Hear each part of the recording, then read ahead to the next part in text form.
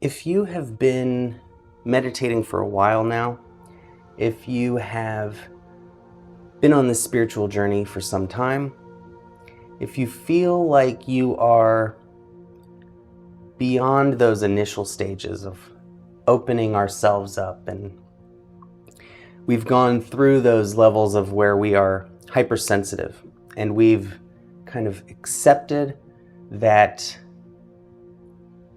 there is this new empathy within us, this connection to everything, and we are able to exist with the suffering of others without taking on suffering.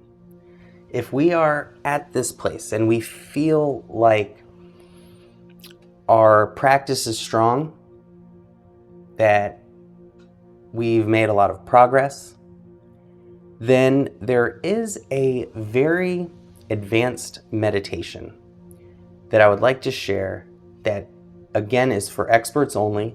It can be difficult. It can be traumatic for some people. Some people choose not to kind of look at dark places that spiritual practice can take us. But if you feel very confident that you can handle a more intense meditation practice, then this one's for you. So there's an ancient Buddhist meditation where Buddhist monks will go to a place where they have funerals for the dead, and they will sit in these morgues and meditate.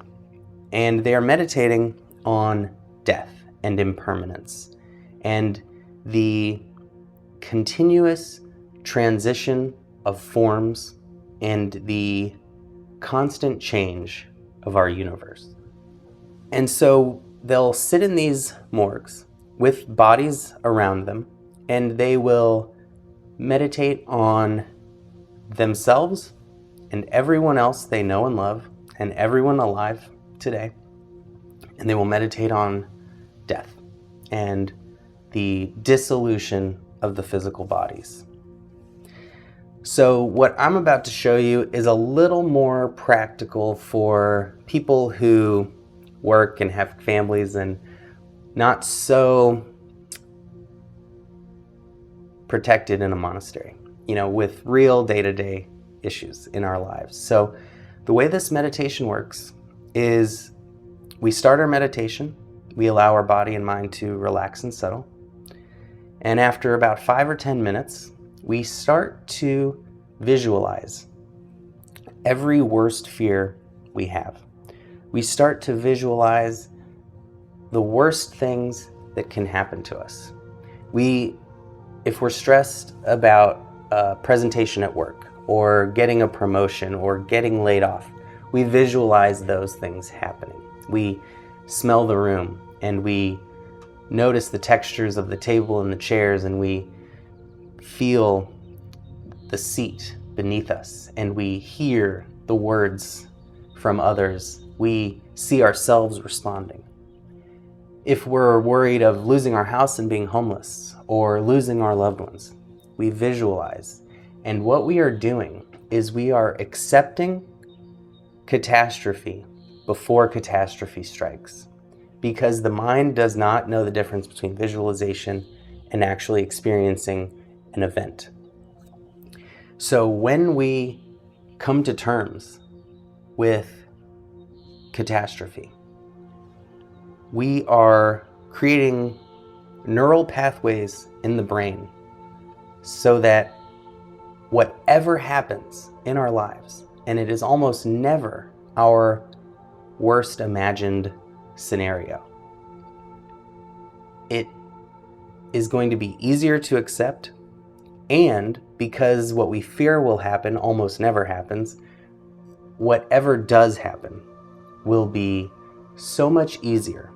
We will have no fear, no stress about it even happening, because we have accepted the worst case scenario.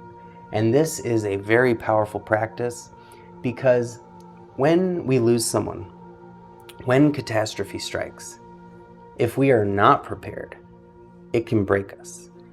if we have accepted loss before it happens, we are prepared, we are ready, and we can be there for others, and we can be that source of strength. So that's all we do. We just meditate for about 5 or 10 minutes and then start to, whatever's been on our mind for the last few days, we visualize the worst case scenario. We can visualize many different worst case scenarios, and we just witness our body's reaction. We notice the stress arise. We notice our heart rate gets elevated, and we just sit with all of it because it will happen, and all we can do is accept. We can do our best to get that promotion or do a great presentation, but at the end of the day, the stress and the fear make it harder, not easier.